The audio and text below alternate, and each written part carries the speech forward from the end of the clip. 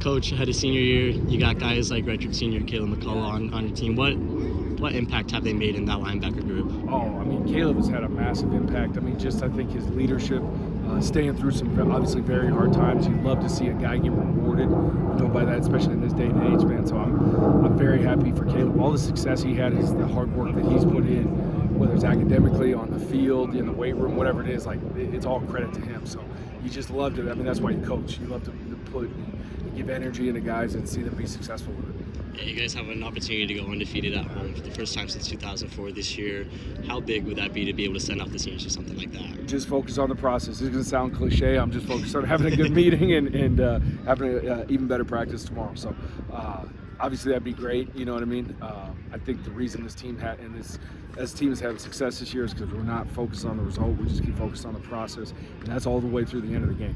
Not looking at the scoreboard, whether things are good or bad, and just focus on the next play at a time. So we're just trying to continue to do that. That sounds cliche, but we really are just trying to focus on that.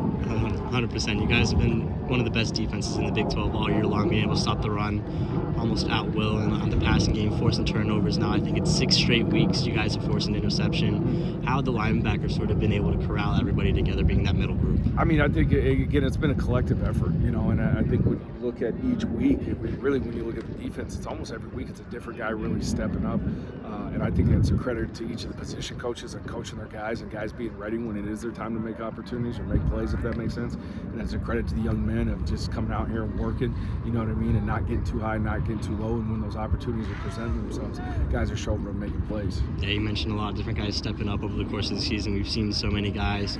How has their impact, a lot of the veterans, been for some of the younger guys that once these seniors and these older guys leave, they'll sort of fill their shoes? Yeah, what you hope to do is you set an expectation of what's acceptable and what's not in everything we do within this program.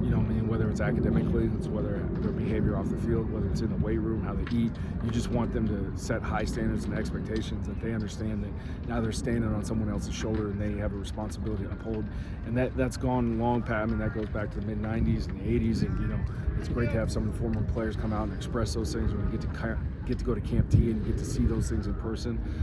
So that's a great part about being in a place like this. There's a lot of tradition and history that you expect to be passed down on the guys to live with. Big week for you guys against BYU. Coach Shillingham talked on Monday how he expects this place to be sold out soon. Tickets already sold out. How big of an impact are the fans going to have on this game? Massive. I mean, we need them to be loud. We need them to be disruptive. I mean, that type of energy, you can't replicate that type of energy. And it can be a big, big advantage for us from a defense standpoint. It can be a big, big advantage when you're talking about the momentum and how the guys play and all those things. So, yeah, we need as many ASU fans, not BYU fans, ASU fans in the stands as we can, and to be loud as heck when the time is right. Kind of previewing BYU a little bit, another running back on that gauntlet you guys have faced in the Big 12 this year. What have you kind of seen from him, and what do you think you guys are going to be able to capitalize on this week? I mean, he's a big physical running back. I want to say almost a little bit more than half his yards come after contact. Really good at breaking the first tackle and being physical. We're going to have to do a great job of breaking down and being physical on contact, running our feet. I mean, he's a good player. They've got a very veteran offensive line that creates some great holes. And anytime you have a quarterback that runs like that, it certainly adds an extra dimension to how you have to really set up your defense and stop them. So, man, what a big challenge. You got some big receivers that are really good. Tight ends are, in my opinion, one of the better tight end groups we're seeing from both a run game and a pass standpoint. So certainly a very good challenge. There's a reason why this team has been ranked so highly all year, and they've had the success they've had.